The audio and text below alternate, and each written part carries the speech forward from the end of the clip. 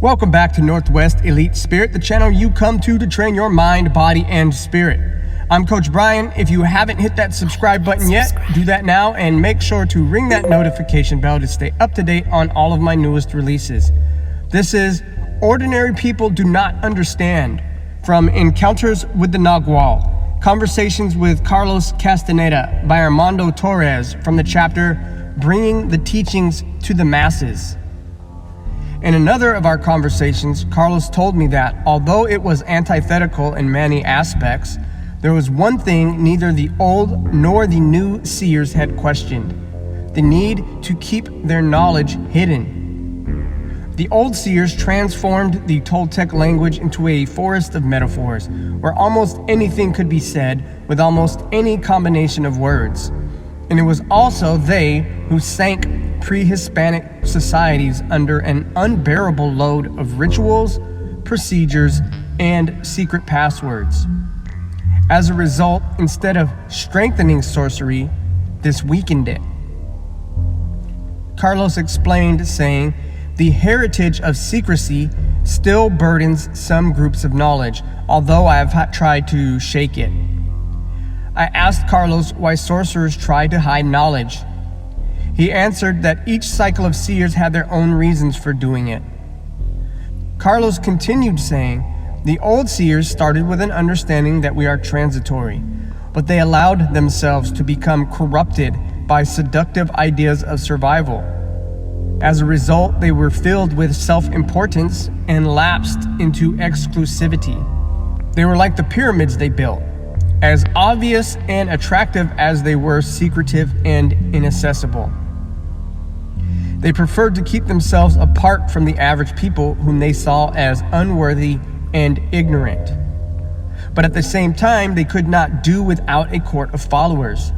That contradiction caused long wars for control of the flock and destroyed a great deal of real knowledge. Self-importance and its unpleasant relatives, secrecy and exclusivity, feed on the fixation of the assemblage point. For that reason, the old seers had a great interest in generating rigid traditions in order to achieve maximum stability at the core of their societies.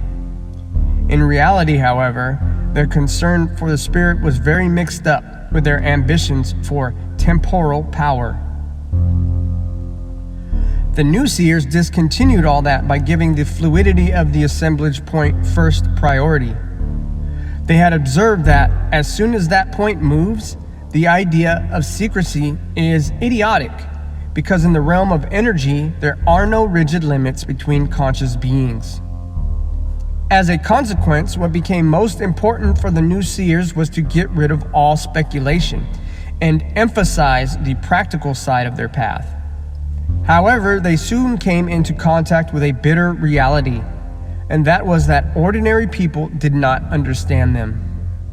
On the contrary, ordinary people were afraid and tried to destroy the new seers whenever they saw them.